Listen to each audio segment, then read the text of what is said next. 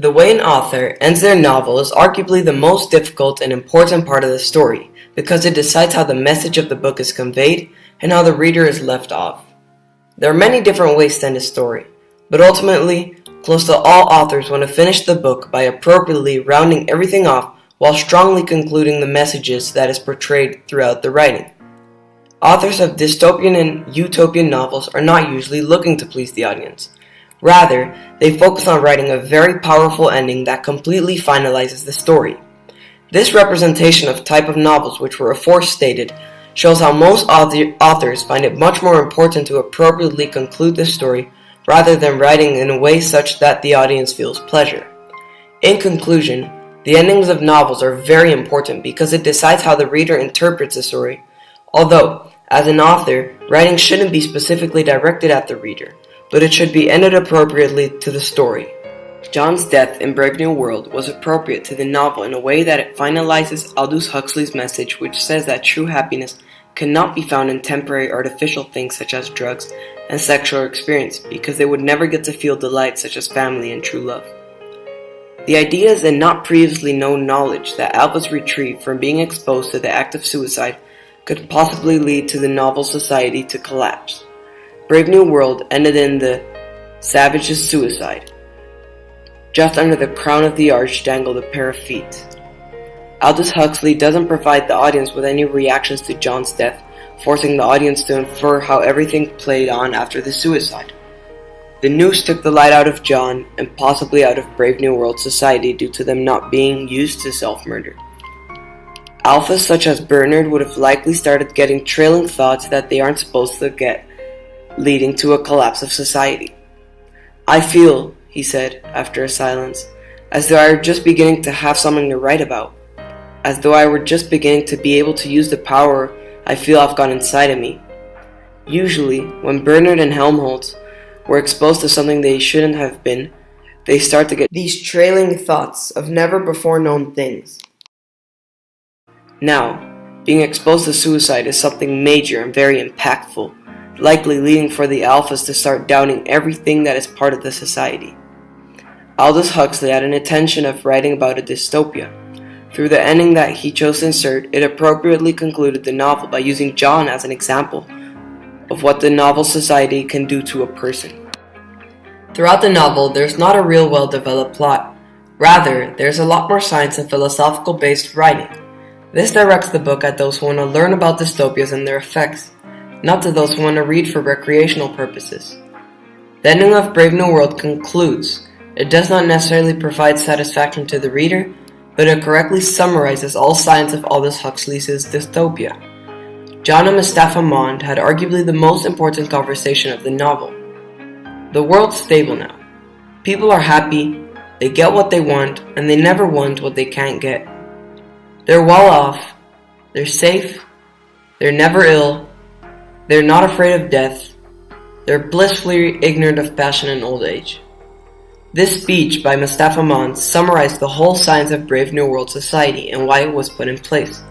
This was a very smart way of the author to fully explain the drug and sex-infused society. After these wise words from Mustafa, Linda ends up dying because of her soma overdose, and John commits suicide. The book is perfectly ended by combining science with the plot of the story.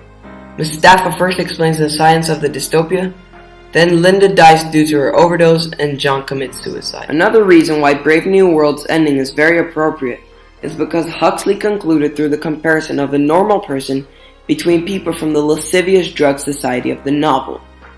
By the comparison of the two extremely different people, the author achieves a clear contrast for the audience between a good-hearted man and a Bukhanovskified drug and sex addict. But it was still the presence of Lenina that haunted him.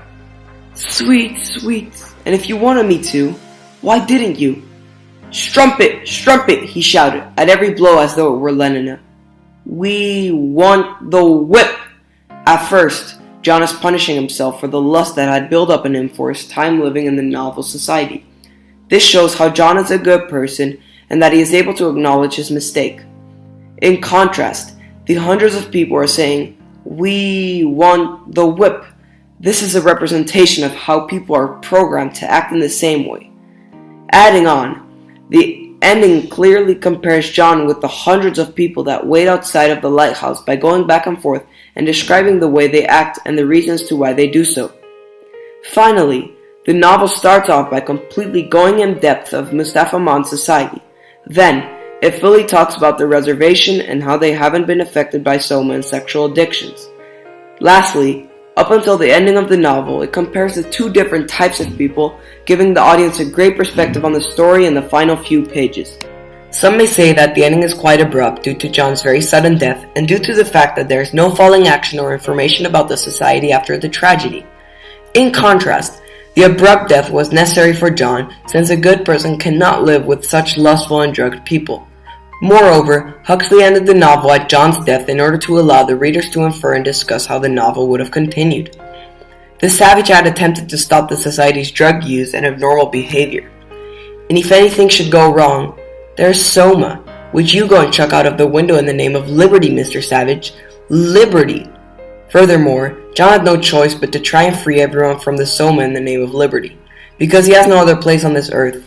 So when the plan failed, John moved, but he was still bothered by all the people, making suicide his only option. Adding on, the death was appropriate to John's circumstances.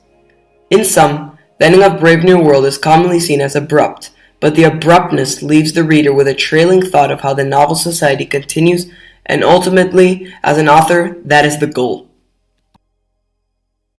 All in all, Huxley completely concluded the novel by properly explaining all aspects of the dystopia through Mustafa Aman's speech, Lina's death, and John's suicide.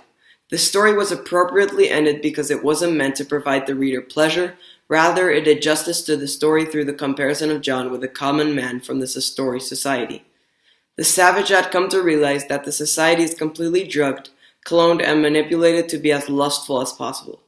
Through these realizations, John had come to the conclusion that the world doesn't have a place for him, so self-murder was the only way out.